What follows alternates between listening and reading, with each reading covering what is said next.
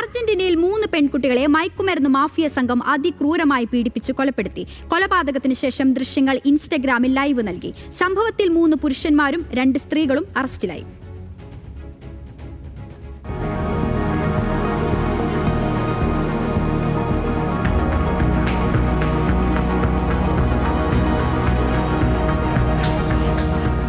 Argentine സ്വദേശികളായ 15-കാരിയായ Lara Gutierrez, സഹോദരിമാരായ Brenda del Castillo, Morena Verdi എന്നിവരെ സെപ്റ്റംബർ 19-നാണ് കാണാതാകുന്നത്. ഒരു പാർട്ടിയിൽ പങ്കെടുക്കാനെന്ന വ്യാജേനയാണ് പെൺകുട്ടികളെ മയക്കുമരുന്ന് സംഘം തട്ടിക്കൊണ്ടുപോകുന്നത്.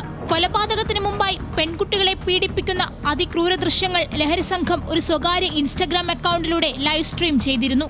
എന്നിൽ നിന്ന് മയക്കുമരുന്ന് മോഷ്ടിക്കുന്നവർക്ക് ഇതാണ് സംഭവിക്കുന്നതെന്നായിരുന്നു വീഡിയോയിൽ പറയുന്നത്.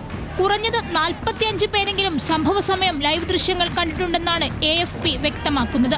എന്നാൽ ഇത്തരത്തിലൊരു ലൈവ് സ്ട്രീം ചെയ്യപ്പെട്ടിട്ടില്ലെന്നാണ് ഇൻസ്റ്റയുടെ വിശദീകരണം. പോലീസ് അന്വേഷണം നടത്തിയെങ്കിലും പെൺകുട്ടികളെക്കുറിച്ച് യാതൊരു വിവരവും ലഭിച്ചില്ല. പിന്നീട് നീണ്ട 5 ദിവസങ്ങൾക്ക് ശേഷം ബ്യൂണസ് ഐറിസിൽ ഒരു വീടിന്റെ മുറ്റത്ത് കുഴിച്ചിട്ട നിലയിൽ 3 മൃതദേഹം കണ്ടെത്തുകയായിരുന്നു.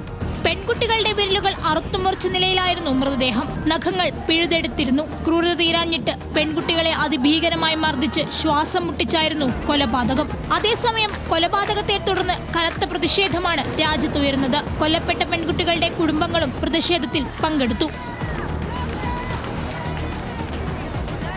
News desk, news Malayalam.